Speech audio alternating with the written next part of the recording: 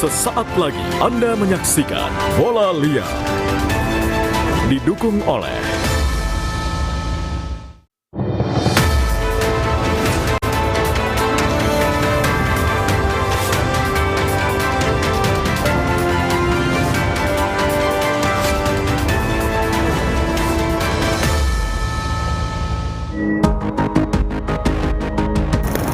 kurang dari sepekan, Presiden Prabowo Subianto sudah 2 kali menyinggung dolar di tengah tren melemahnya nilai rupiah.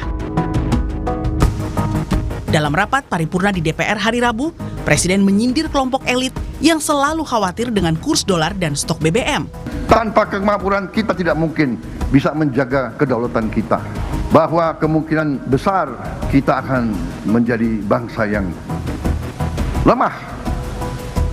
Bangsa yang selalu takut kurs dolar. Sabtu sebelumnya, di acara peresmian Museum Marsina di Nganjuk, Jawa Timur, Presiden menyebut orang desa tak pakai dolar. Katanya, Indonesia tak perlu panik. Rupiah begini, dolar begini. Orang rakyat di desa nggak pakai dolar kok, iya kan? Pangan aman, energi aman. Ya, banyak negara panik, Indonesia masih oke. Mantan Gubernur Jakarta Anies Baswedan mengkritik pemerintah dalam menghadapi tren melemahnya rupiah. Anies minta pemerintah transparan dan memberi kejelasan arah kebijakan. Rupiah jatuh ke titik terendah sepanjang sejarah. Dalam situasi seperti ini, yang paling dibutuhkan pasar dan publik adalah satu hal, kepastian, bukan ketenangan semu. Oleh karena itu saya mengajak kepada pemerintah, berhentilah memberi obat tidur kepada publik. Buka data apa adanya, sampaikan masalah dengan jujur, berikan arah kebijakan yang jelas dan konsisten.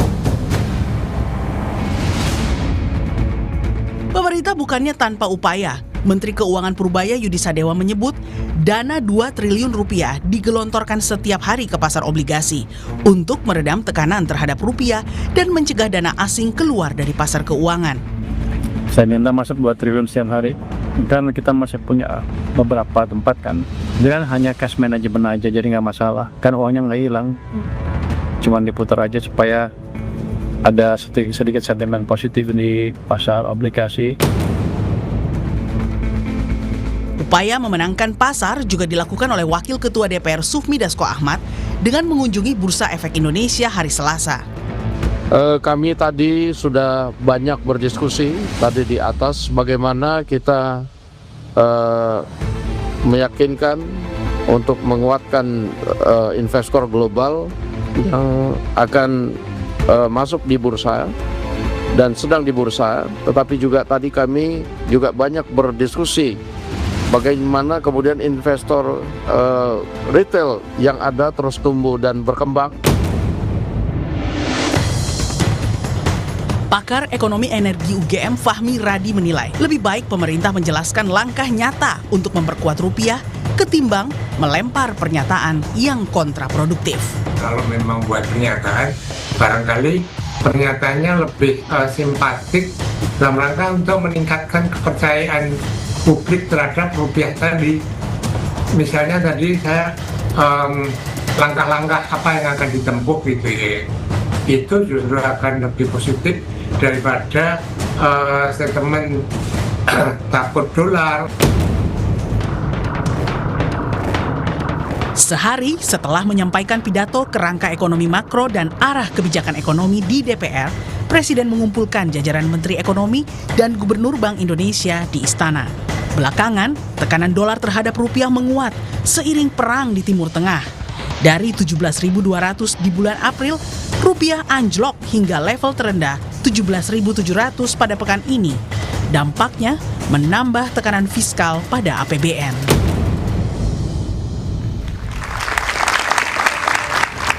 Halo, selamat malam saudara. Bola Liar kembali menggelinding ke hadapan Anda. Di tengah sorotan jebloknya nilai mata uang rupiah, Presiden Prabowo Subianto 2 kali menyinggung dolar Amerika dalam rentang sepekan. Di Nganjuk, Jawa Timur, Presiden menyatakan masyarakat desa tak pakai dolar. Sementara dalam pidato di DPR, Presiden menyindir elit yang terlalu takut dengan kurs dolar justru akan membawa Indonesia menjadi bangsa yang lemah. Dua pernyataan Presiden soal dolar dan kunjungannya ke DPR guna menjelaskan arah ekonomi Republik Indonesia bisa jadi upaya menenangkan pasar. Pertanyaannya, mengapa menimbulkan polemik dan apakah langkah yang sudah ditempuh memadai untuk menjawab tekanan dolar terhadap rupiah? Saudara, inilah Bola Liar bersama saya, Masister Tarigan. Topik ini kita bahas dengan sejumlah narasumber yang sudah hadir di studio. Saya menyapa Ashraf Alijan, juru bicara Partai Gerindra. Selamat malam, Mas Ashraf. Selamat malam. Fakhrul Fulvian, Kepala Ekonom Trimegah Sekuritas Indonesia. Selamat malam, Mas Ashraf. Selamat malam. Budiman Sujatmiko, Kepala Badan Percepatan Pengentasan Kemiskinan. Selamat malam, Pak Budiman. Yusuf Lakaseng, Waketum Partai Gerakan Rakyat. Selamat malam, Pak Yusuf. Selamat malam. Ferry Latuhin, pakar ekonomi dan analis pasar modal. Selamat malam, Pak Ferry. Great. Ansilema Jubir PDI Perjuangan. Selamat malam, Bang Ansi. Malam. Dan di floor, minggu lalu kita habis ketemu, ada Bang Effendi Ghazali, pakar komunikasi politik. Selamat malam, Bang Effendi. Malam. Dan saya juga menyapa kawan saya Elisa Mardian, peneliti KOR Indonesia. Selamat malam, Mbak Elisa.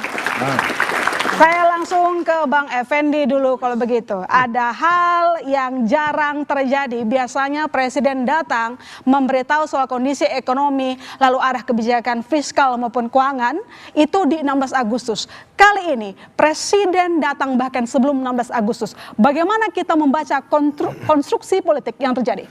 Ya, saya mau membatasinya hanya dalam bidang ilmu komunikasi. Malah saya datang ke sini mau mendengar para pakar ini, ahli, ada Astrio, ada Ferry, dan semua yang lain. Tapi tentu ini sedang terjadi sesuatu yang istimewa.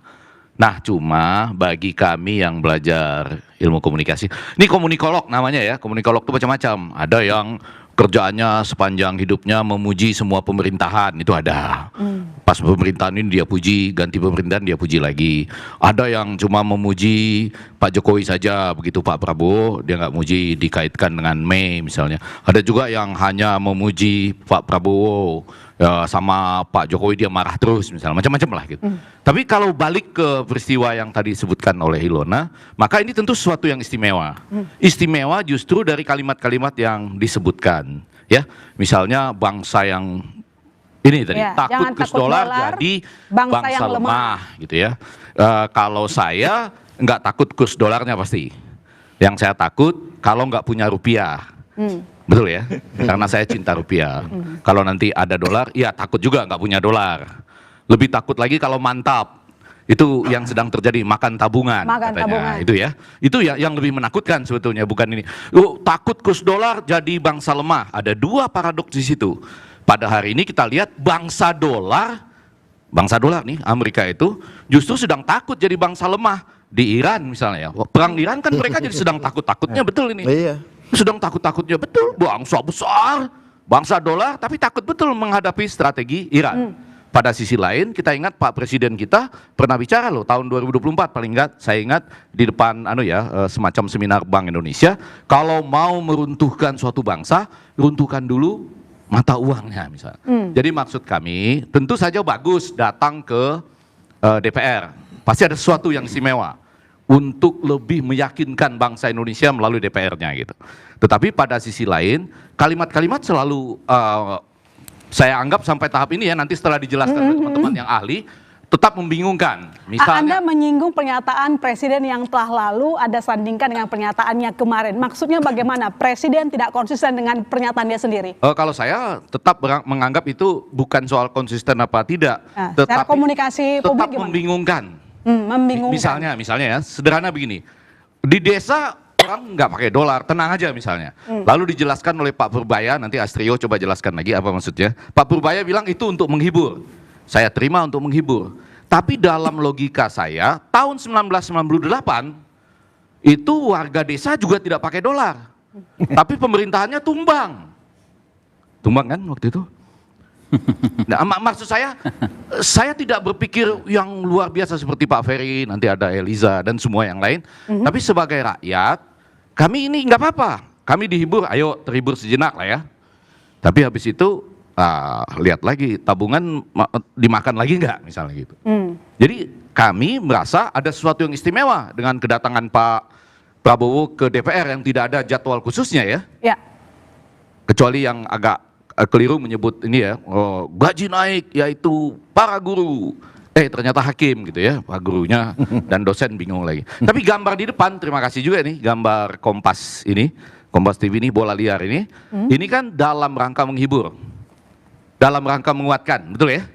Cuma menjawab Ilona tadi, sampai saat ini saya mohon maaf sebelum mendengarkan para ahli ini nanti, saya masih bingung. Oh, masih boleh bingung. Kan warga negara punya hak bingung, boleh ya? Boleh. Mungkin bisa dijawab sama perwakilan dari pemerintah, Mas Astrio. Jadi sebenarnya sebagai juru bicara Gerindra, bagaimana Anda melihat pernyataan dari Bang Effendi tadi, bahwa ini Bang Effendi dan mungkin masyarakat lainnya juga bingung menyoal kunjungan juga. Ini kan hal yang bukan tidak lazim ya, maksudnya pemandangan yang istimewa Presiden sampai di paripurna DPR. Biasanya Presiden itu menyampaikan kebijakan fiskal di 16 Agustus. Apa yang istimewa? Nah itu tadi pertanyaan Bang Effendi. Ya, Mbak Ilona, ini memang merupakan sebuah sejarah di mana Presiden Republik Indonesia datang untuk menyampaikan KEM PPKF di DPR RI yang biasanya adalah disampaikan oleh Menteri Keuangan.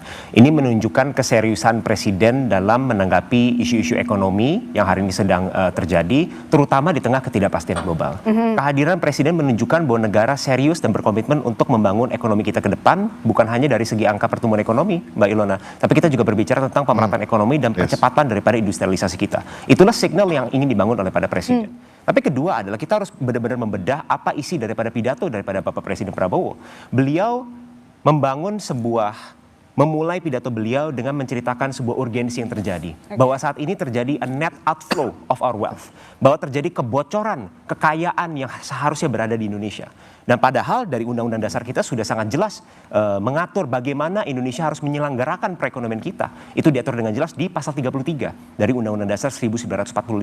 Bahwa asas ekonomi yang kita jalanin ini adalah ekonomi kerakyatan, ekonomi kekeluargaan, ekonomi berbasis Pancasila.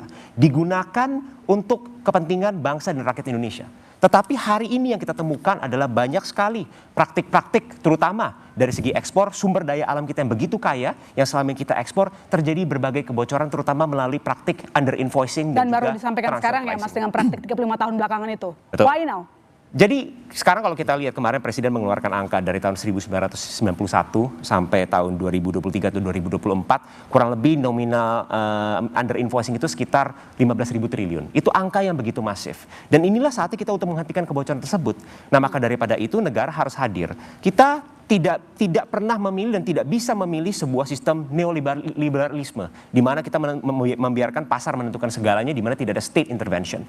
Inilah bentuk state intervention yang nyata untuk kepentingan nasional dan kebaikan daripada rakyat Indonesia. Tapi intervention ini tidak dilakukan dengan mencekik pasar, membunuh sektor swasta. Itu tidak dilakukan dengan cara demikian. Intervensi ini, state intervention, dilakukan dengan dosis yang cukup supaya apa? Presiden tetap percaya bahwa motor utama penggerak ekonomi tetaplah dari private sector, dari swasta, tetapi negara harus hadir untuk memastikan semuanya mengikuti aturan main yang berlaku untuk kepentingan bangsa dan negara. Oke, Mas Sansi, kalau kata Mas Astrio ini adalah wujud negara hadir. Presiden melihat keterdesakannya, begitu ada perhatiannya terkait dengan itu ya, kasus ketika devisa kita ada bocor under invoicing. Menurut Anda kedatangan Presiden kemarin itu bentuknya menenangkan pasar atau sebaliknya menurut Mas Sansi setelah mendengar pidato Presiden kemarin?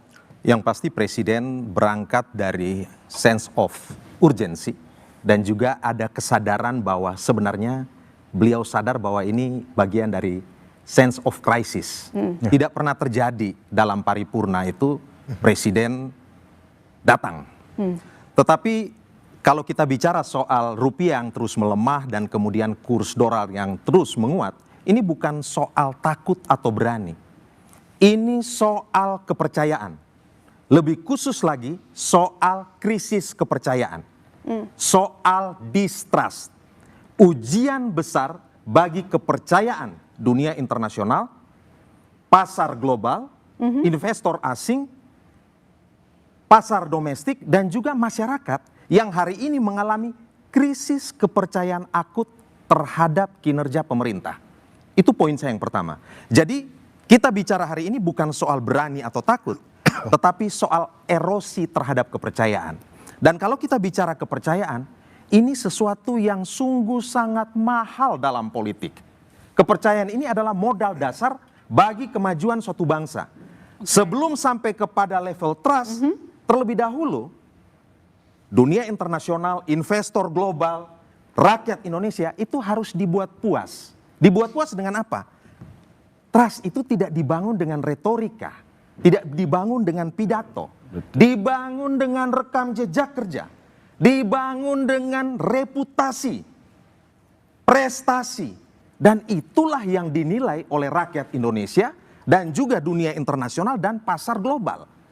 Apa yang terjadi hari ini, padahal di satu sisi kita lihat tim ekonomi Presiden Prabowo itu sudah melakukan berbagai macam kebijakan, tetapi tetap direspon secara negatif oleh pasar, terbukti kurs rupiah terus melemah. Jadi menurut Anda poinnya Presiden adalah bahwa, yang menonjol adalah retorikanya saja? Ya, artinya apa? Artinya kalau saya lihat Presiden Prabowo kalau pidato, kalau bicara pada level paradigma, kata-kata kuncinya itu luar biasa.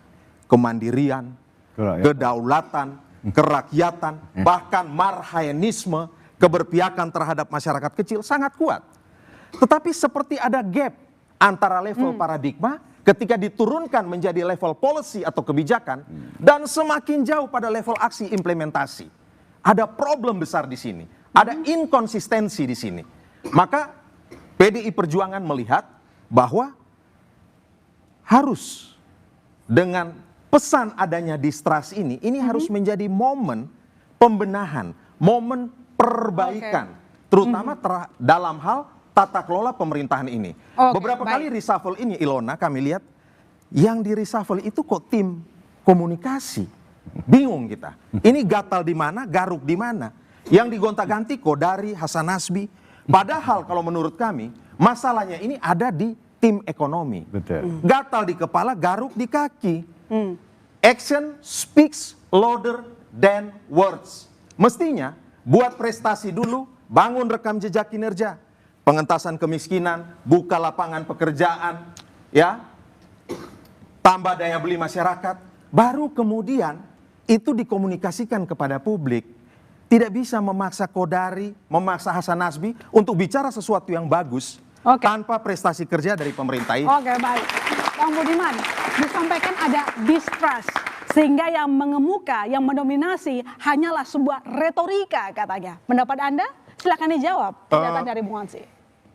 Para pemangku kepentingan ekonomi, stakeholders ekonomi, itu tidak bisa disederhanakan sekedar atau direduksi sekedar mereka yang bermain di sektor moneter. Ekonomi lebih luas daripada sekedar sektor moneter. Ya. Ibaratnya senar gitar, ada 6. Sektor moneter itu berkaitan dengan kurs, berkaitan dengan investasi, ya. Ada juga sektor fiskal, penyerapan tenaga kerja, ya. Kemudian juga daya beli dan faktor industrialisasi. Menurut saya memang ketika bicara dolar, kita bicara hanya satu senar saja. Bukan berarti nggak penting, bukan berarti diabaikan, ya. Tapi kalau kita melihat bahwa ekonomi ini mazhabnya Pak Prabowo yang selalu ditekankan. Mengatur ekonomi sebuah negara bukan sekedar kajian-kajian akademis, tapi juga sebagai sebuah pendekatan strategis. Karenanya, ketika ada disebut sebagai distrust, dilihat dari soal melemahnya rupiah terhadap dolar, sebenarnya kalau kita lihat, dibongkar oleh Pak Prabowo, ada satu penyakit, bahwa komponen impor dari konsumsi kita memang tergantung pada dolar. Bahwa komponen impor produksi kita banyak tergantung pada dolar. Ya. Kalau kita lihat secara utuh, yang dilakukan oleh Pak Prabowo hari ini adalah dari PDB, konsumsinya, investasinya ditekankan pada hal-hal yang berkaitan dengan konsumsi yang mengandalkan produktivitas dalam negeri. Karena itu, hilirisasi, industrialisasi, distribusi institusi ekonomi produktif ke masyarakat desa itu menjadi tekanannya untuk mencapai kemandirian. Tadi Bung Ansi berbicara, seolah-olah kemandirian hanya menjadi demagogi atau retorika besar. Kalau Bung melihat bahwa proses hilirisasi yang sekarang dilakukan, dibentuknya badan hilirisasi mineral, kemudian instrumen-instrumen ekonomi di akar rumput, sesuatu yang menurut saya itu cocok dengan pikiran-pikiran Bung Karno, lebih merakyat, lebih patriotik, itu adalah bagian untuk mengurai ketergantungan faktor input produksi dari impor. Jadi Bang Budiman, Anda tidak menerima disampaikan bahwa Presiden atau pemerintah sekedar retorika saja? Begini Ilona, yang dilakukan Pak Prabowo bukan sekedar doing things right, bukan sekedar melakukan sesuatu dengan benar. Kalau kritiknya tadi adalah seolah Pak Prabowo, masalah di Pak Prabowo adalah melakukan satu dengan salah, makanya dia harus melakukan satu dengan benar. Kira-kira gitu kan ya. Pak Prabowo lebih mendalam dari itu. Yang hari ini Pak Prabowo lakukan adalah mencoba melakukan sesuatu yang benar, yang sudah sekian puluh tahun tidak dilakukan, yaitu membangun industri domestik, penguatan sistem pembiayaan domestik, mendorong proses industrialisasi dari masyarakat agraris, sehingga tidak lagi menyisakan orang miskin itu sekedar menjadi objek politik. Tidak menyisakan populisme agraris yang kemudian hanya menjadi objek politik. Didorong pemberdayaan produktivitas, penguatan BUMDes, penguatan koperasi desa Merah Putih, penguatan kampung nelayan Merah Putih, hilirisasi dari industri-industri mineral, ya, penguatan dan pembentukan yang dikritik oleh Profesor Ferry, nanti saya mendengar tentang Danantara sebagai lembaga pembiayaan domestik sovereign atau berdaulat. Sesuatu yang menurut perspektif Pak Prabowo ini adalah hal yang benar. Hal yang benar, hal yang benar. Retorika, Mas Jadi Andi, sebelum bicara itu, sebelum berbicara apakah ini sesuatu yang dilakukan dengan benar atau tidak, akui dulu atau kita debatkan dulu, apakah yang dilakukan Pak Prabowo secara strategis, ya, melihat ekonomi bukan sekedar persoalan moneter, tapi juga persoalan agregat demand dengan segala macam, soal produktivitas dan soal kemandirian. Kita bicara ke arah itu dulu. Keletakan dalam kerangka besar. Dan ketika sebuah pemerintahan melakukan transformasi, ya, melakukan sesuatu yang benar, bukan sedang melakukan sesuatu dengan benar, selalu ada cost. Selalu ada namanya biaya sosial. Ilona, jadi nanti dijawab begini. Nanti dijawab usai jeda Mas Ansi, kami akan saudara tetap di Bola Liar.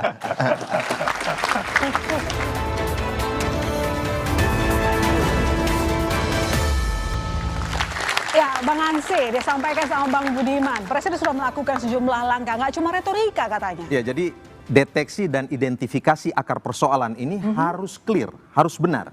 Dunia hari ini itu sudah menjadi kampung global, global village. Apa yang terjadi ratusan ribu mil itu berdampak ke kampung saya di ND di Nusa Tenggara Timur misalnya.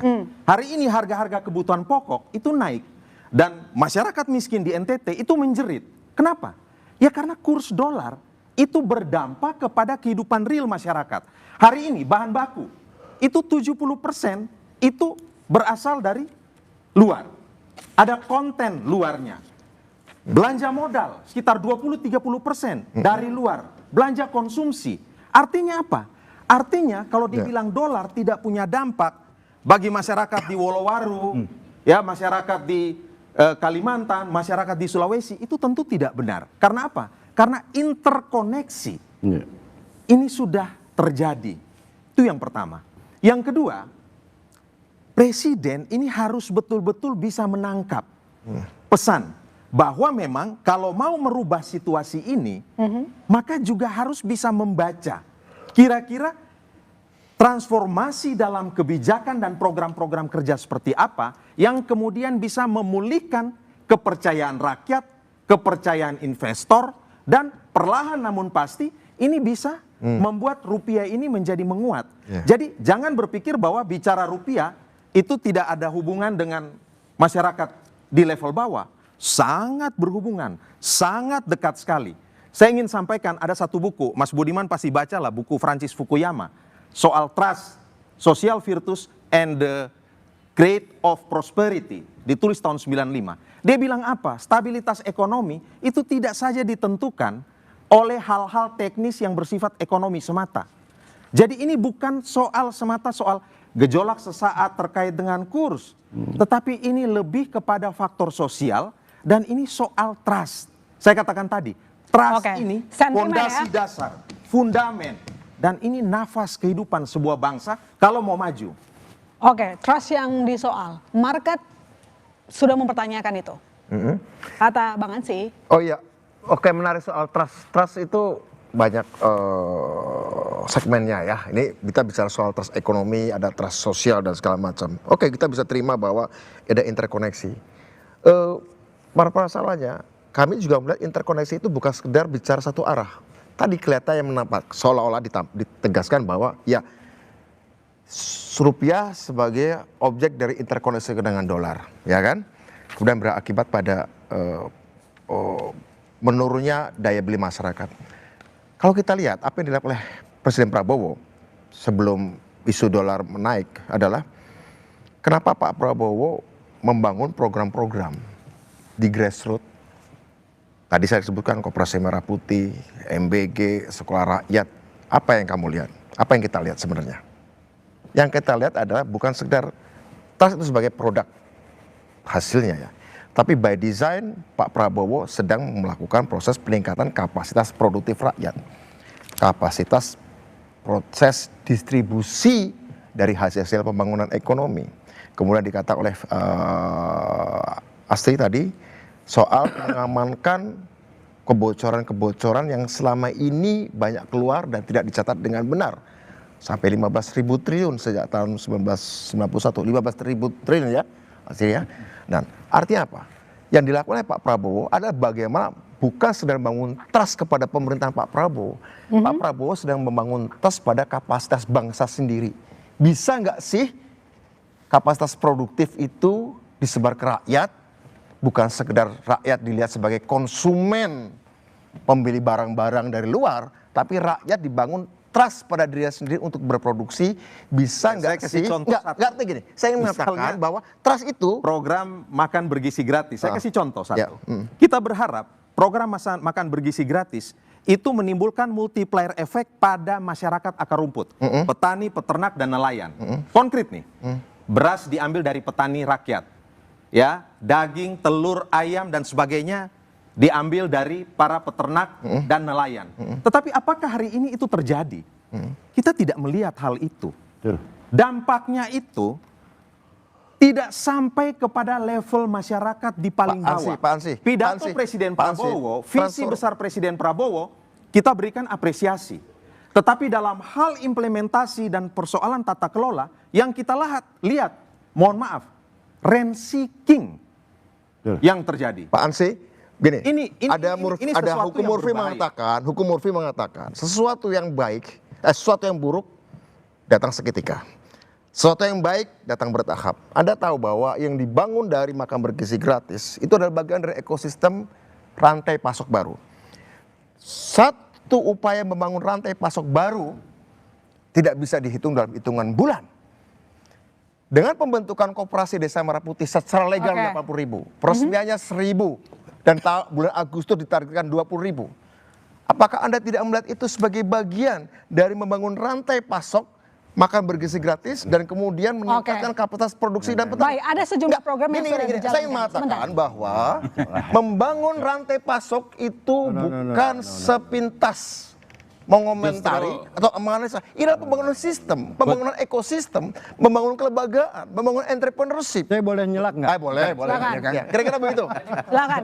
Nyelak ya. Ya. Mungkin sebelum kalau saya seorang entrepreneur, kalau saya seorang investment banker, membangun MBG itu tidak 83 juta manusia dicuapin. Saya coba dulu dengan piloting 5-6 sekolah. Ini berhasil atau tidak? Ini kerjaan siapa membangun proyek seperti itu? Ini duit rakyat loh. Dan buktinya apa? Nggak dipercaya negara ini. Dolar tetap ngacir. Begitu juga dengan Koperasi Merah Putih. Kalau memang benar-benar untuk membangun proyek supply chain tadi, coba dulu dengan 5-6 koperasi. Bisa jalan atau tidak? Kan buktinya kembali lagi bos. Ekonomi fundamental bagus atau tidak, itu tercermin ya di dalam currency-nya. Ini masalah trust. Ya kan? Saya katakan lagi, tadi Mas Budiman Sujatmiko bilang Pak Prabowo sudah membangun ya ide-ide yang baik. Danantara salah. Yang kedua, MBY salah. Yang ketiga, Koperasi Merah Putih salah. Apa yang benar? Kalau benar ditanggapi oleh market, oleh pasar dengan rupiah yang menguat, tidak secara sistematis, dia melemah terus-menerus. Jangan deny the fact. Ya, Anda membangun mimpi boleh, tapi bangunlah ekonomi, bukan mimpi yang dibangun. Ya. Saya bisa jawab. Oke. Sebenarnya membangun mimpi. Kalau Gitu kita bicara soal piloting ya, Pak Prof bicara piloting. Sebenarnya piloting itu sudah dimulai untuk MBG ya, sudah dimulai di Sukabumi dan beberapa titik lain pada masa-masa akhir pemerintahan Pak Jokowi dan diteruskan. Artinya piloting dari MBG sudah dilakukan. Satu. Kedua, soal Koperasi Desa Merah Putih itu dikatakan itu jelek. Begini, Koperasi Desa Merah Putih harus dilihat sebagai cara untuk memutus rantai tengkulak dan rantai middleman yang sangat panjang yang selama ini tidak pernah memberikan keuntungan. Nggak ada produk yang dijual itu apa? Kalau sekelas Alfamaret, Indomaret, siapa yang dibunuh? Bahkan ada pernyataan dari Menteri Koperasi loh pada waktu itu. Kenapa nggak Indomaret menutup gerainya memberikan kesempatan kepada Merah Putih? Kan begitu. Bukan ini lucu. Kalau saya ya ke Mbak Ilona, kalau saya jadi bosnya Alfamaret, Indomaret, selesai. Saya tutup seminggu aja, hancur semua. Ya. Ilona, jadi gini, bicara soal MBG. Sebenarnya kalau kita betul mau ini, kita studi kasusnya Brasil yang paling tepat untuk belajar itu. Di Brasil itu ya, Prof ya, ada yang disebut dengan Programa Nasional de Alimentación Escola. De alimentação. Ya, jadi itu adalah program yang nggak serta-merta dilaksanakan secara massal, dan itu programnya jauh setahun sebentar. Ya, anehnya adalah program ini kan asalnya untuk stunting. Ya betul, saya mau bicara bahwa masa masuk kampus? Saya mau bicara bahwa Brasil itu konteksnya adalah ada kelaparan massal tahun 55. Program itu diambil dari seorang penulis yang terkenal. Dia sempat menulis buku namanya apalagi Geopolitik Kelaparan. Joshua de Castro namanya. Lalu itu yang kemudian diambil oleh pemerintah, dipakai. Tapi konteks waktu itu untuk mengatasi kelaparan. Indonesia saat ini nggak ada orang lapar. Jadi kalau kita mau mengambil itu, maka saya setuju. Jangan langsung tiba-tiba mengambil anggaran yang besar. Karena sebenarnya sentimen yang ada sekarang ini adalah ketidakpercayaan struktural. Tahu artinya? Ketidakpercayaan struktural dalam bahasa ekonomi adalah sesungguhnya pasar dan investor tidak percaya terhadap program pemerintah. Ini kan makanya currency kita melemah. Coba saya bilang dari dulu kalau tidak di stop MBG ini rasionalisasi, ya kan? Kalau dirasionalisasi memang daerah-daerah yang tertinggal dikasih MBG. Saya rasa ini program yang cantik dan cuma butuh 10 triliun, tidak 335 triliun. Kemana uang ini? Saya pertanyakan loh. Saya mau nambah. Prabowo ketika jadi presiden, masalah kita sudah terjadi. Pertama adalah kalau kita lihat data, ini menyangkut kenapa kemudian penerimaan negara kita turun atau tidak naik dengan signifikan. Kelas menengah kita sudah turun dari 21% ke 17 tahun 2024. Tahun 2005 turun lagi ke 16%. Ada 11 juta sudah kelas menengah turun. Tahu kenapa dampaknya terhadap ekonomi kalau kelas menengah turun? Kelas menengah ini adalah penopang utama pembayar pajak. Yang kedua adalah mereka lah yang mengkonsumsi paling besar. Dan mereka adalah kelas produktif dalam ekonomi modern. Kelas menengah fundamental ekonomi yang jadi paling menurut kuat. Anda salahnya apa dengan berkurangnya kelas menengah, kemudian kemiskinan juga diakui oleh Presiden Subianto kemarin? Apa yang Penyebabnya kelas menengah turun ada dua. Pertama dulu COVID. Yang kedua adalah deindustrialisasi. Betul. Pertanyaannya, bentar. Saya ingin matang, deindustrialisasi. Oke. Deindustrialisasi. Oke. Apa yang dilakukan Pak Tapi Prabowo? pertanyaan besarnya adalah Yang dilakukan Presiden Pak Prabowo. Kenapa kemudian Pak Prabowo justru mengatasi deindustrialisasinya dengan mengerahkan anggaran yang begitu besar pada MBG? Ini kan aneh. Itu Dan- kontradiktif. Baik, dan ini Mestinya, oke, MBG itu adalah program yang sangat bagus. Jangan dihentikan, saya dukung. Tapi mungkin anggaran yang dibutuhkan sekitar 50 triliun paling besar. Ya, bertahap. Ya. Oke, bertahap. Kemudian anggaran Bagus. ini dong, dialihkan ke industrialisasi. untuk membangun industrialisasi. Ya, industrialisasi. Saya jawab.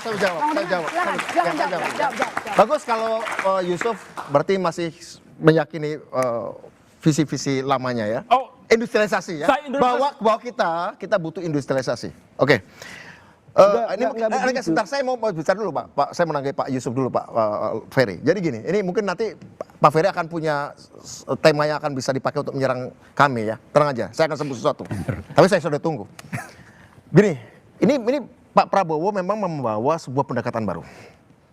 Satu, beliau memperlakukan APBN kita memang terutama untuk sebagai instrumen pemerataan.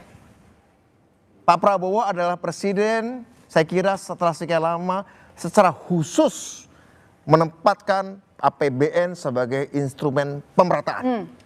Tangkap dulu itu ya. Ini jangan dikritisi secara teknis, Bung Ensi. Ini sikap ideologis, ini posisi ideologis. Terus di mana pertumbuhannya? Kan begitu ya? Bagaimana engine pertumbuhannya?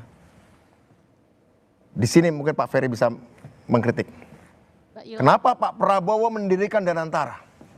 Itu adalah sebagai konsolidasi modal domestik untuk mendorong pertumbuhan. Jadi APBN sebagai mesin pemerataan dan sovereign wealth fund yaitu Danantara sebagai engine pertumbuhan. Saya tanya, sekarang hasilnya apa dari Danantara? Ya. Ada hasilnya nggak udah 2 tahun? Dan saya bilang kalau ini disebut SWF, Anda keliru. Apa yang namanya SWF Anda harus paham. SWF itu ada karena surplus. Ya, misalnya Norwegia karena ada surplus dari hasil buminya, dari minyaknya. Dubai begitu juga. Apa yang terjadi dengan Danantara? Isinya adalah aset-aset busuk, Bos.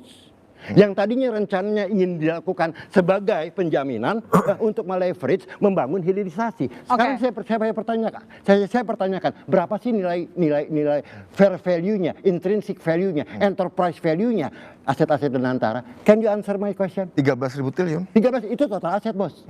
Ya, bedakan antara total aset yang ada di buku dengan market value. Berapa sih? Baik, coba sekarang saya ke Mbak Elisa. Mbak Elisa, kalau dari kacamata Anda sebagai ekonom begitu, situasi sekarang ini normal, naik turun rupiah, lemah di hadapan greenback ada hal yang normal, nanti berubah lagi, atau menurut Anda ini sudah harus diantisipasi karena rupiah sudah menuju level terendah sepanjang sejarah, Mbak? Ya, jadi kan kita itu menghadapi dua kasus yang unik ya. Jadi pertumbuhan ekonomi kita masih solid, 5,61 secara kuartalan. Dibandingkan dengan Q1 tahun lalu. Nah, tapi kita perlu tahu bahwa Q1 tahun sekarang itu kan ada lebaran di Q1-nya. Dibandingkan dengan tahun lalu itu adanya di Q2. Jadi kita membandingkan dengan Q1 yang belanja spending itu nggak terlalu banyak seperti Q1 di tahun 2026. Low base. Jadi secara statistik ini low base effect. Nah, itu yang pertama. Terus yang kedua itu adalah karena ada belanja pemerintah yang jor-joran di Q1 2026 dibandingkan dengan Q1 2025. Q1 2025 itu kan pemerintah masih banyak yang nge-hold anggaran untuk kementerian lembaga karena ada efisiensi tadi. Nah, jadi ini ada low base effect. Nah, jadi pertumbuhan ini relatif solid. Nah, tapi di satu sisi kita rupiah terus melemah. Nah, jadi ini ada dua faktor. Yang pertama dari sisi domestik dan juga dari eksternal. Mana yang paling dominan? Domestik atau eksternal? Jadi secara fundamental rupiah kita juga memang volatile. Karena ada salah satu yang menyebabkan, jadi kan gini, kalau rupiah itu kan, nilai rupiah itu kan ada supply sama demand ya. Nah, supply-nya itu kan relatif tetap. Sementara demand-nya itu untuk periode ini itu relatif tinggi. Karena untuk bayar dividen, musiman. Laba, musiman, terus juga haji juga. Ditambah lagi ada konflik geopolitik. Ini semakin memperparah capital outflow. Nah, jadi sebetulnya ini kenapa jadi dari misalkan dari kurs rupiah langsung hubungannya dengan MBG. Jadi dari awal tahun 2026 Moody's itu memperingatkan kita bahwa Indonesia ini harus hati-hati dalam memanage fiskalnya. Karena pada saat itu fiskal kita defisitnya itu hampir menyentuh 1% terhadap PDB. Padahal itu masih di awal tahun. Sedangkan kita punya batasan maksimal itu 3% terhadap PDB. Nah, jadi karena belanja kita yang jor-joran, ditambah lagi dari sisi pendapatan kita relatif kurang, nah sehingga ada kekhawatiran ini fiskal keberlanjutannya seperti apa seperti itu. Nah, jadi ini yang menyebabkan investor ini was-was. Sehingga banyak dolar yang pulang kampung istilahnya gitu. Jadi respon Keluar dari pemerintah yang ada Indonesia. sekarang menurut Anda sudah menjawab masalah, sudah menenangkan market atau justru hanya retorika semata? Ya, pidato kemarin itu buktinya IHSG masih melemah kan sampai 5% sampai penutupan. Jadi kita lihat bahwa investor itu masih wait and see.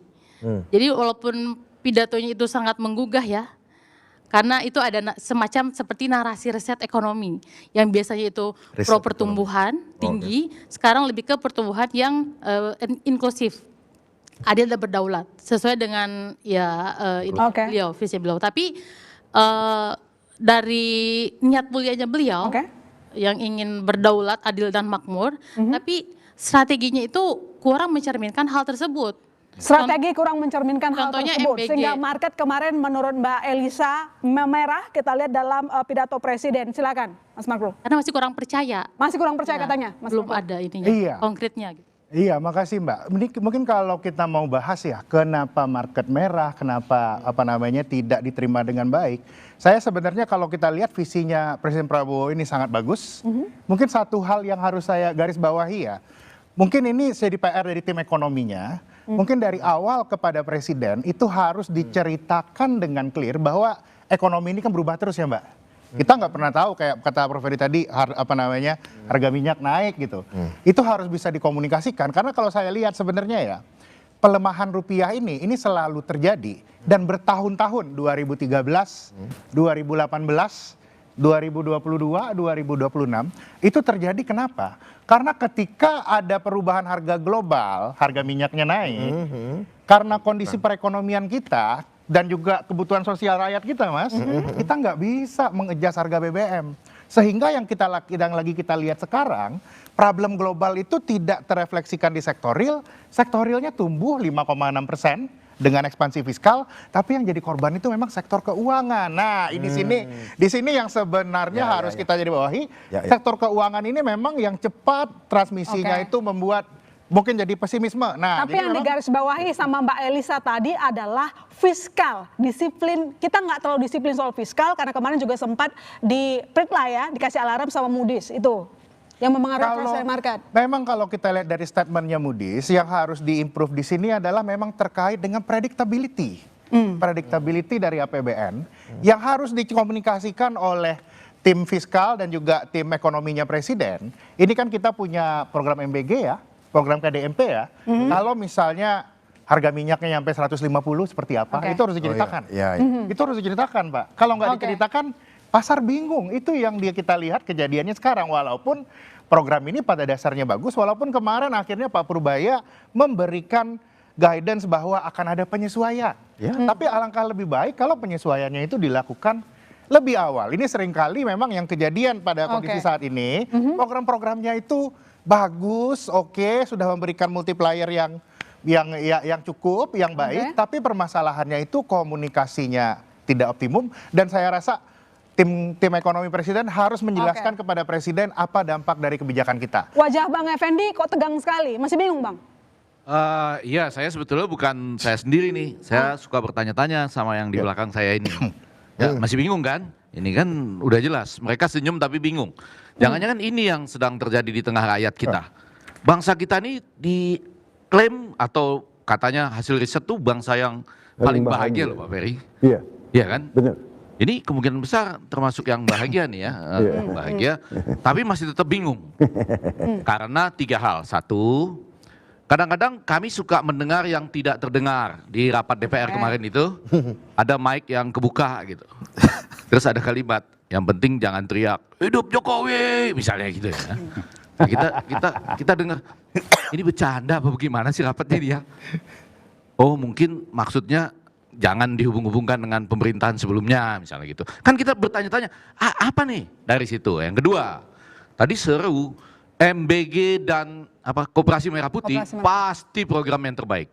Sesuai dengan konstitusi, inklusif tadi ya, sudah memberikan kepada rakyat lah pemerataan. Cuma kan terlalu lama kelirunya. Kalau belajar dalam di setiap departemen ilmu komunikasi dimanapun ada, semester 3 ada komunikasi pembangunan. Ya itu cara melaksanakannya. Dicoba dulu di 6 tempat, di 7 tempat, di 8 tempat. 3 SD dikumpulin ibu-ibunya. Kemudian sesudah itu bisa nggak mengkoordinir diri sendiri, ya kan, untuk mencari tadi sumber-sumbernya apa, telurnya dari mana, ikannya dari mana. Ya, itu yang kedua. Berapa lama nih kita perbaiki? Jadi kan kita sudah mulai dari Oktober 2024. Setuju Bang Budiman, perbaikan dilakukan. Tapi kapan? Kapan kita lihat perbaikannya? Nah itu kan membuat kita bingung juga. Lalu yang ketiga, sekali lagi, ketika berbicara keadilan, kadang-kadang retorika ini menarik, bagus, dan kita sempat bisa terhibur sebentar. Tapi kemudian setelah kita lihat dijadikan bahan di media sosial, kenapa tadi saya singgung antara guru dan hakim, kan muncul pertanyaan. Ketika kita bicara keadilan, kenapa hakim saja yang dinaikkan gitu? Oh supaya mereka jangan curang. Nah tetapi guru bagaimana? Jadi maksud saya keadilan, inklusivitas tadi ya yang membuat ekonomi bergerak, rakyat bergerak, itu guru nggak masuk di situ misalnya. Jadi sekali lagi kalau ditanya sampai saat ini, kita tetap ingin mempercayai. Tapi kalau bicara soal bingung atau tidak, bingung masih. Bingung. Artinya masih bingung. Nggak ada perbaikan ini. Saya khawatirnya gini nih Ilona, sama seperti minggu lalu, sampai di ujung acara nanti, kita masih bingung. Nah itu kekuatannya. Boleh saya jelasin. Kekuatan bola liar. Mbak Ilona. Boleh saya jelasin biar nggak bingung. Mbak Ilona, jadi memang kita harus bisa memahami fenomena daripada pelemahan rupiah ini kenapa sih? Ada 2 faktor utama. Ada satu yang bersifat technical, ada satu yang bersifat sentiment based. Ini kita harus pahami dulu. Apa yang bersifat technical tadi sudah dijelaskan, it's essentially adalah supply and demand. Di mana demand daripada dolar ini sedang tinggi dan demand terhadap rupiah sedang rendah. Nah kita harus bedah dulu apa sih yang secara teknikal membuat demand daripada dolar ini lebih tinggi. Jadi ada beberapa faktor kalau kita berbicara teknikal. Satu ada outflow dari pasar SBN kita. Di mana spread antara SBN 10 tahun kita jika dibandingkan dengan spread dengan yield daripada Treasury 10 year itu jaraknya terlalu tipis. Ini sudah di-solve dengan BI ketika kemarin menaikkan suku bunga kita 50 basis point. Ya, sehingga kita berharap deltanya semakin tebal dan kita akan bisa mengalami lebih baik inflow. Kita juga mengalami outflow di capital market kita, tentu saja dengan dinamika yang terjadi oleh MSCI. Di sini Presiden menitipkan pesan pada kita, kalau kita memiliki penyakit, kita memiliki kekurangan, kita harus berani mengakui itu. Tata kelola kita memang perlu diperbaiki dan itu yang sudah dilakukan oleh OJK, oleh BI, dan juga untuk dari SRO. Lalu ada juga ada yang festive events tadi seperti yang dijelaskan. Ada outflow yang seasonal, ada musim haji, ada juga memang musim bayar dividen. Tapi ini tidak terjadi hanya ketika musim haji, musim liburan akhir tahun ketika orang liburan juga hal ini juga terjadi. Lalu yang terakhir adalah faktor geopolitik, di mana harga minyak hari ini sedang tinggi dan kita tahu hari ini kita memang masih net importer of crude oil. Dan pemerintah melakukan langkah yang begitu berani untuk tetap menjaga harga BBM subsidi. Supaya transmission daripada inflation itu tidak terjadi secepat itu. Memang konsekuensinya adalah kebutuhan dolar menjadi lebih tinggi. Karena pemerintah harus membayar subsidi itu dengan dolar. Betul. Tapi on the other hand, pemerintah melakukan sebuah keputusan politik yang amat berani untuk tidak menaikkan harga BBM untuk menjaga daya beli masyarakat. Inilah contoh keputusan, kebijakan yang diambil demi kebaikan daripada rakyat Indonesia. Kedua, kita perlu mengerti betul. Presiden adalah presiden yang sangat mengerti terhadap ekonomi. Itulah kenapa selama ini ketika rupiah melemah, berkali-kali Gubernur BI, Menteri Keuangan, Menteri Menko diundang. Presiden tahu bahwa efek daripada pelemahan rupiah pasti akan memiliki transmission effect terhadap inflation. Yang Presiden sekarang lakukan adalah bagaimana caranya memperlambat transmission speed daripada inflation itu melalui kebijakan-kebijakan seperti menahan harga subsidi BBM. Di tengah upaya yang dilakukan oleh Presiden maupun di pidato kemarin, kita mendengar juga bahwa Pak Anies ikut berkomentar. Katanya situasi sebenarnya tidak baik-baik saja. Jadi meminta pemerintah agar jujur saja menjelaskan situasi yang sebenarnya terjadi. Jangan kasih obat tidur katanya. Presiden tidak pernah menggampangkan situasi hari ini. Presiden selalu mengatakan bahwa hari ini adalah global uncertainty yang sangat luar biasa. Dan pemerintah di situ harus hadir. Dan kebijakan-kebijakan untuk memperkuat mata uang rupiah sudah dilakukan oleh BI. Kita mulai dari instrumen SRBI, mulai dari menaikkan suku bunga, dimulai dari optimalisasi devisa hasil ekspor supaya inflow daripada foreign exchange ini, foreign capital bisa masuk ke dalam Indonesia. Itu bukti nyata supaya Indonesia bisa memperkuat nilai tukar kita. Terakhir Mbak Ilona, langkah yang paling penting adalah at the end of the day kita harus semakin membuat dependensi kita terhadap US dollar semakin rendah. Inilah kita harus kemandirian energi dengan jadi menurut Anda Pak Anies cuma numpang isu aja? Pak Anies cuma numpang isu aja menurut Anda? Saya tidak ingin berkomentar untuk beliau, tapi beliau saya rasa tidak bijak dalam melihat apa yang sudah dilakukan. Tidak menggampangkan kok katanya Presiden, sementara kata Pak Anies bahwa tolong jangan kasih obat tidur masyarakatnya. Iya, jadi begini, juru bicara Presiden atau orang-orang Presiden boleh aja bilang bahwa Presiden serius. Tapi ketika Presiden dikasih mic gitu, omongannya langsung bikin stres pasar. Contohnya apa, Bang? Apa? Contohnya apa? Soal dolar misalnya, bilang bahwa orang desa enggak pakai Abang nonton full videonya enggak? Atau cuma nonton cuplikan enggak, saya potongan di nonton. TikTok? Abang Saya nonton. Bahkan kemarin waktu kesimpulannya apa dari pidato itu? Kesimpulannya market jebol, dolar naik. Market pasti wait and see, karena langsung percaya. seperti mengolok-olok ketidakpercayaan pasaran investor gitu loh. Seperti bilang kalian salah. Seluruh pidato yang ditanyakan oleh Fajrilan, seluruh pidato itu main idenya apa?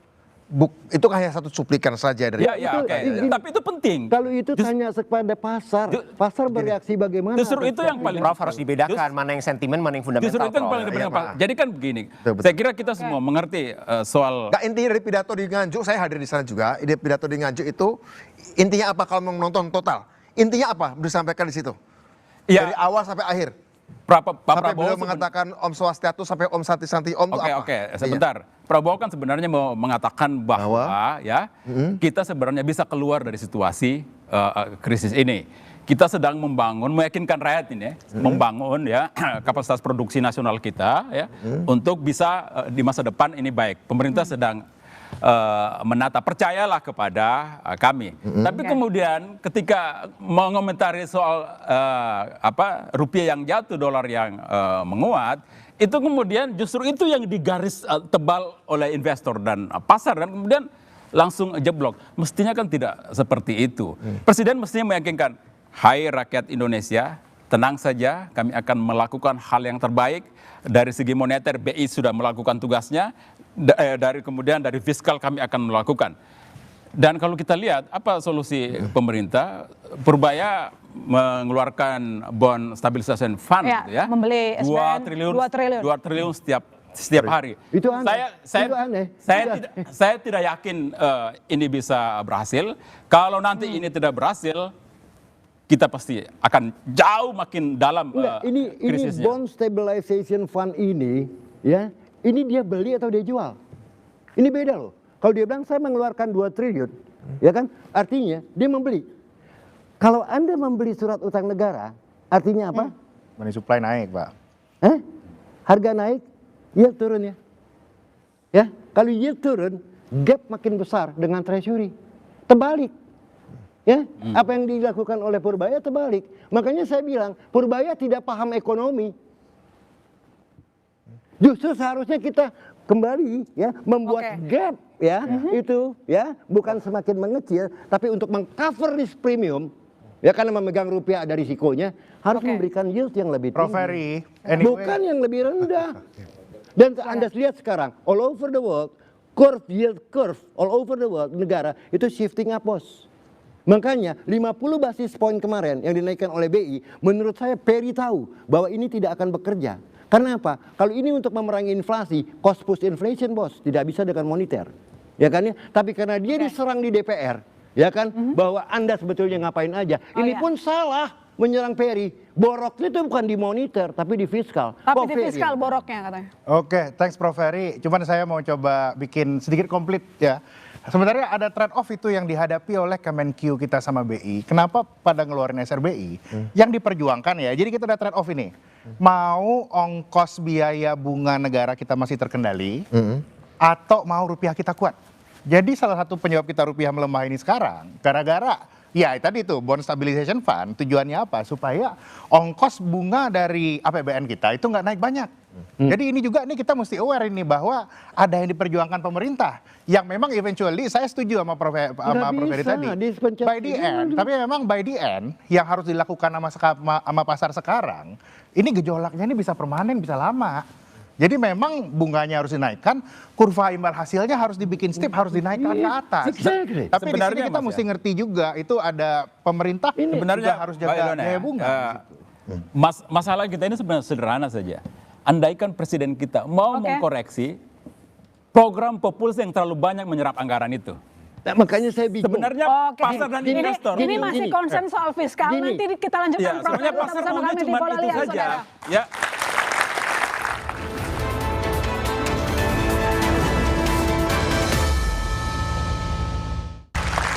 Ya, Bang Ansy, masih kita merujuk ke pidato Presiden kemarin. Ini kan ada kebijakan ekspor SDA satu pintu via BUMN, Danantara. Menurut Anda ini adalah langkah yang tepat, kurang, atau gimana? Jurus yang tepat atau enggak kira-kira? Efisien nggak? Ya, kalau tanya ke rakyat, rakyat itu tidak muluk-muluk ya. Rakyat itu hanya ingin bahwa pertama penciptaan lapangan pekerjaan. Iya. Dengan ada pendapatan kemudian daya beli masyarakatnya meningkat. Lalu tingkat kemiskinan itu menurun secara drastis. Rakyat itu apapun kebijakan intervensi ekonomi yang dilakukan, ujungnya ke arah situ. Kalau ditanya rakyat mau sejahtera, mau kaya raya, mau. Mana ada rakyat Indonesia yang nggak mau kaya raya? Kan begitu. Nah jadi mungkin Presiden Prabowo itu punya niat yang bagus, punya visi yang mulia, tetapi kok ada gap baru pada level paradigma diturunkan pada level policy, itu gapnya udah terlalu jauh. Pada level implementasi dan aksi, tata kelolanya itu menjadi harus mendapatkan banyak evaluasi, koreksi dan juga kritisi. Soal MBG misalnya, ya ini kan program mercusuar Presiden yang menyedot anggaran lumayan fantastis, 335 triliun. Nah kalau kita bicara kaitkan dengan misalnya malnutrisi, gizi buruk, kemiskinan, daerah 3T, kenapa tidak diprioritaskan, diberikan kepada wilayah-wilayah seperti itu? Dan kalau kita bicara soal pilot project, di mana-mana, untuk sampai kepada 1000 kilometer, itu dimulai dari langkah pertama, kilometer 0, 1, 2, 3, dan setiap kilometer itu kan butuh evaluasi. Gitu. Kesuksesan di ujung sana di 1000 kilometer udah ditentukan pada 5 kilometer pertama. Itulah yang kita sebut sebagai fondasi. Itu yang kita sebut sebagai fundamen. Berarti kebijakan yang sekarang nggak menjawab. Kelihatannya rapuh.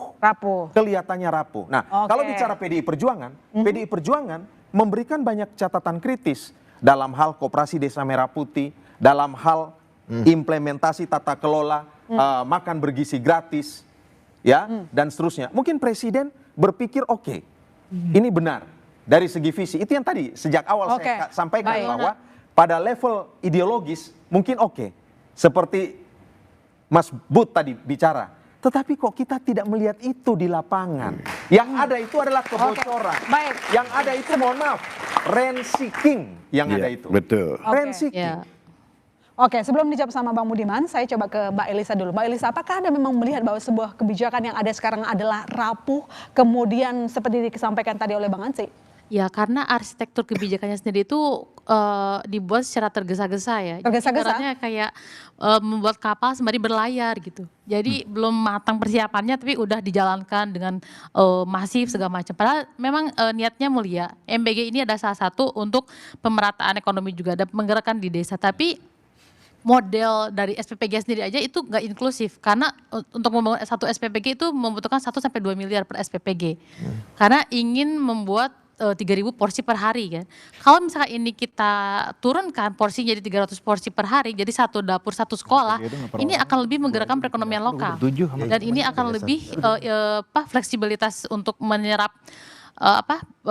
petani nelayan sama peternak itu lebih tinggi dibandingkan dengan SPPG karena SPPG ini kan skala besar, dia harus dari agregator, nggak ada bisa ada. Jadi Anda mengkritisi bagaimana pemerintah pusat menyusun fiskalnya, itulah tepatnya ya. Menyusun fiskalnya dan juga harus program itu harus targeted, jangan semuanya dipukul rata dan ini memang harus inklusif, itu yang paling penting karena jangan kayak kejar tayang gitu ya. Ya, jangan kejar tayang juga. Itu juga salah satu KPI-nya, jangan tergesa-gesa dalam membuat kebijakan. Jadi harus ada kalkulasi yang matang, harus ada perencanaan yang baik, terus juga komunikasi dengan berbagai macam stakeholder.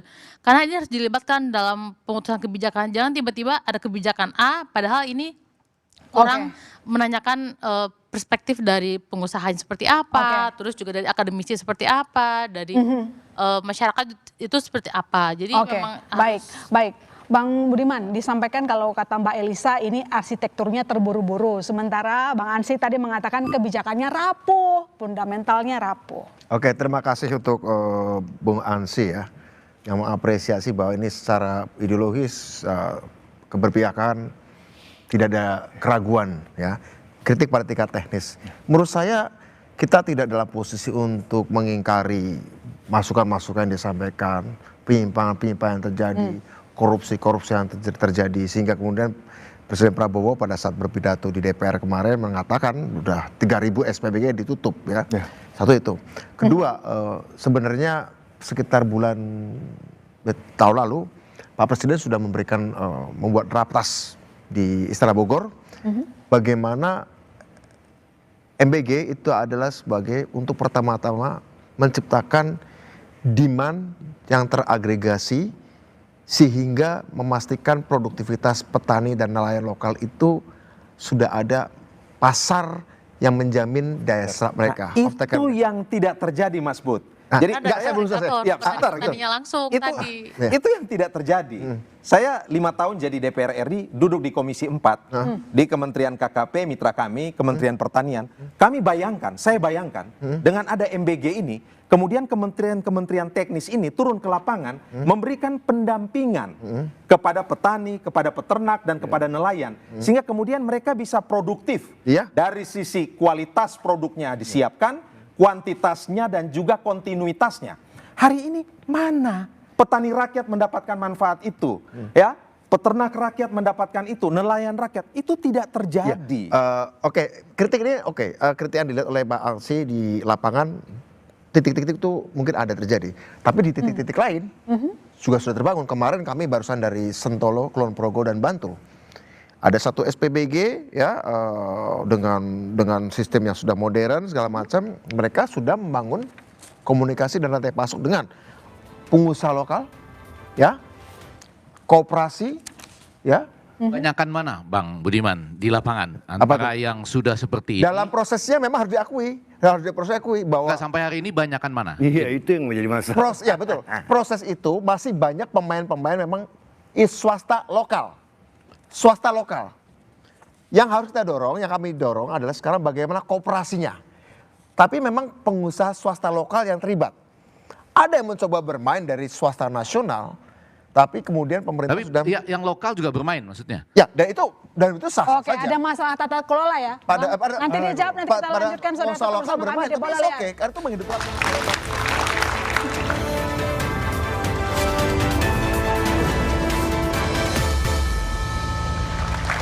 Bang Yusuf, di tengah tertekannya nilai tukar rupiah terhadap dolar Amerika Serikat, ini Presiden kemarin menargetkan rupiah bisa berada di kisaran 16.800 hingga 17.500 per dolar Amerika Serikat. Sementara Menteri Keuangan Purbaya Yudi Sodewa lebih optimis lagi bisa mencapai 15.000 rupiah per dolar Amerika Serikat. Menurut Anda dengan cara yang demikian sudah tepat atau belum?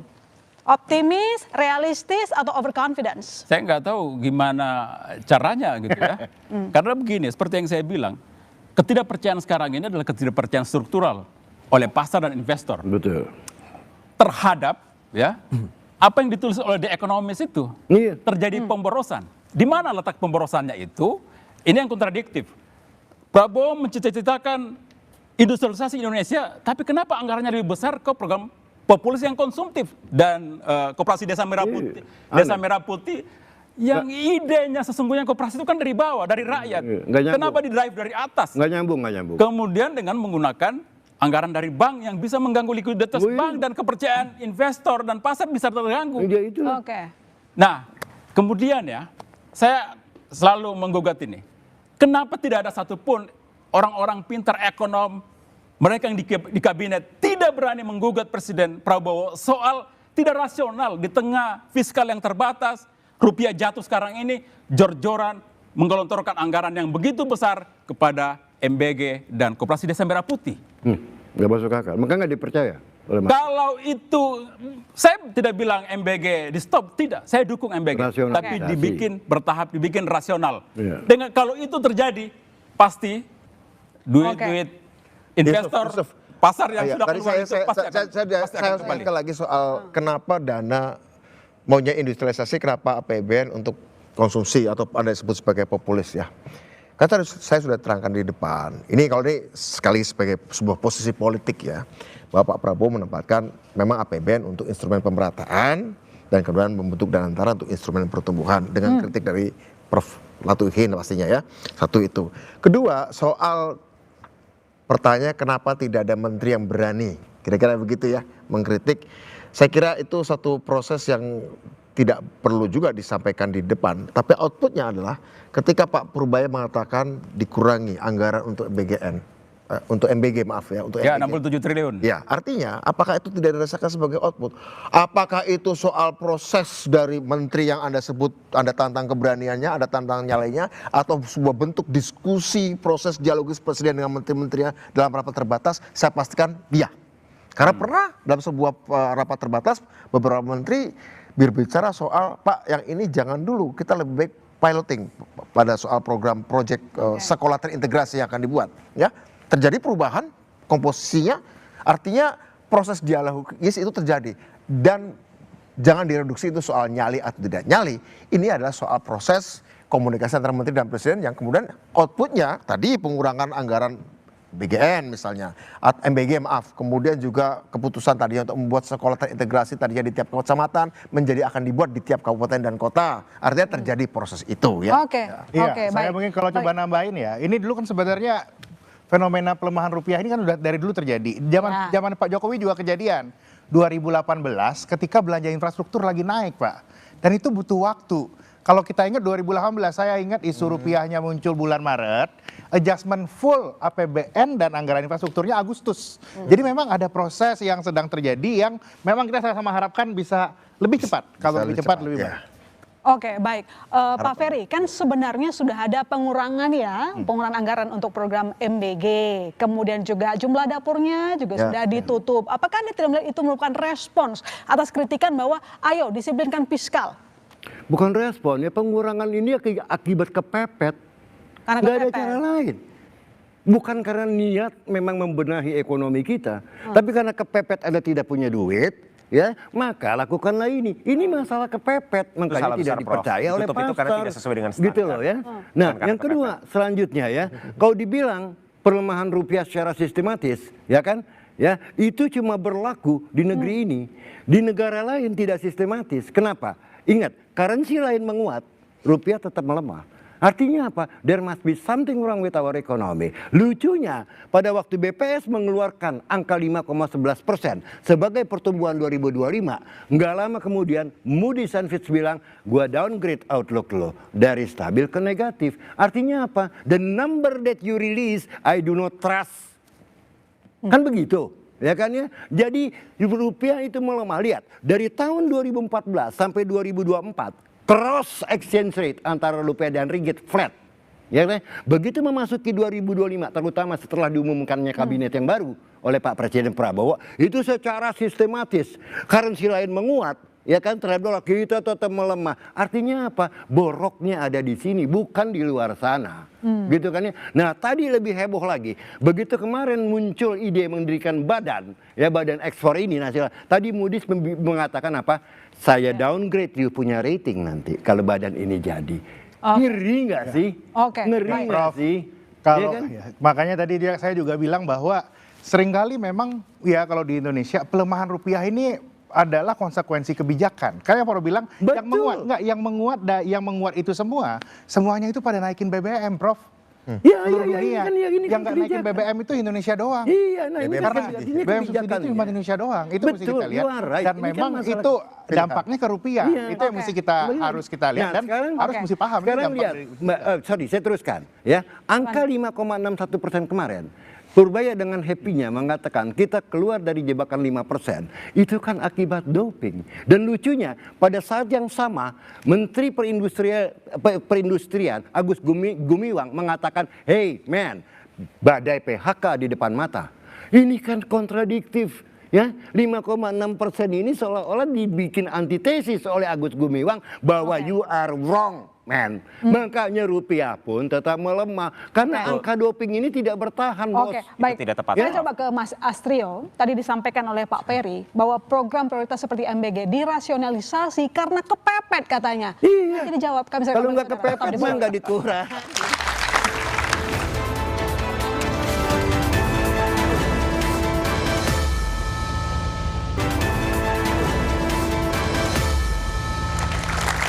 Ya Mas Astrio, the power of kepepet kata Pak Ferry ketika Anda merasionalisasi program prioritas seperti MBG. Singkat saja.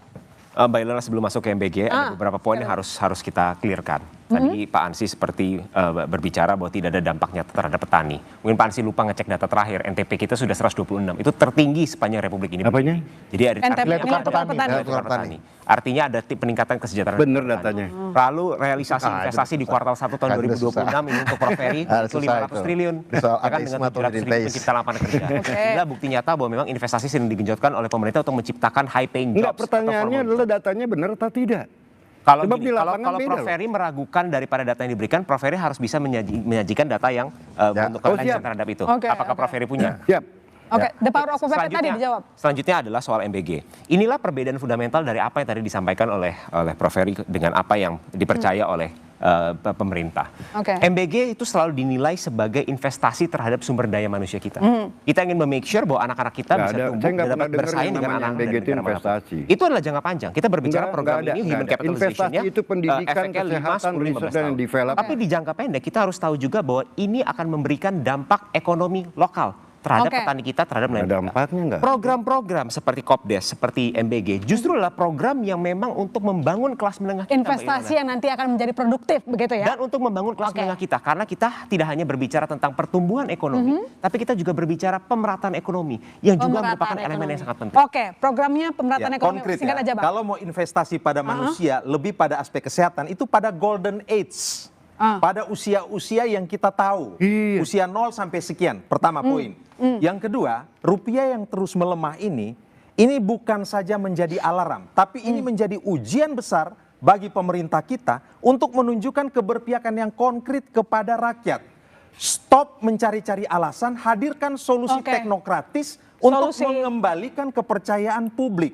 Yang terakhir, sedikit. Singkat aja, Bang. Kalau Presiden kemarin datang ke paripurna, itu jelas bahwa ada sesuatu yang tidak baik-baik saja, dan anehnya puja-puji itu banyak diarahkan kepada fraksi PDI Perjuangan. Berarti apa yang dikatakan oleh PDI Perjuangan selama ini, kritik-kritik dengan data yang akurat, ya, fakta empiris yang valid dan keberpihakan yang jelas, berarti benar dong.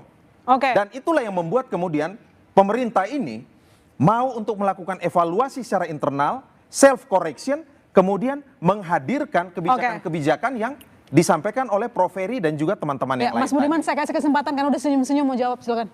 Ya, teknokratis itu sama seperti algoritma, tidak bebas nilai.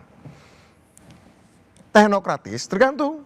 Kalau teknokratisnya adalah sekedar memperkuat sistem moneter.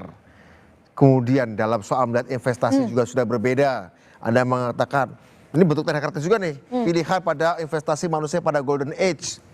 Itu juga cara pandang yang juga kita bisa perdebatkan.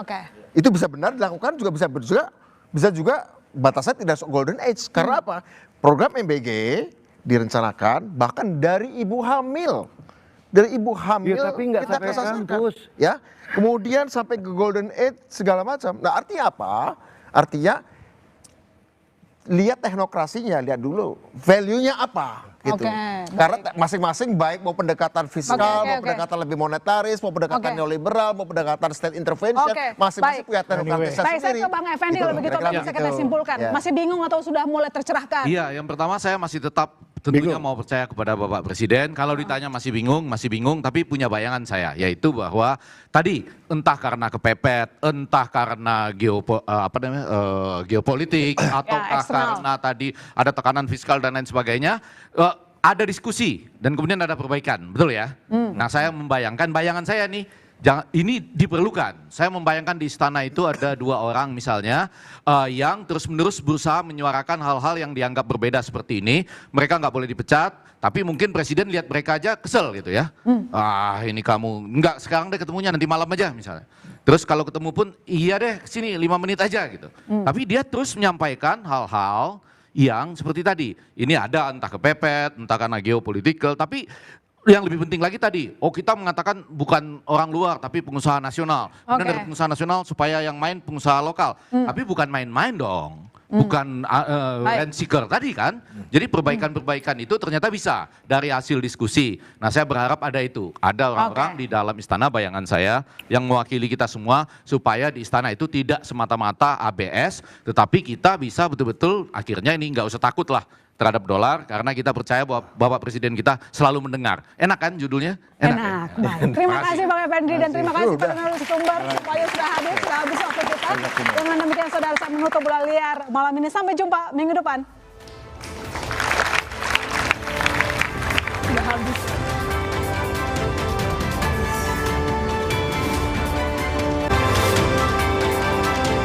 Terima kasih Anda telah menyaksikan Bola Liar. Didukung oleh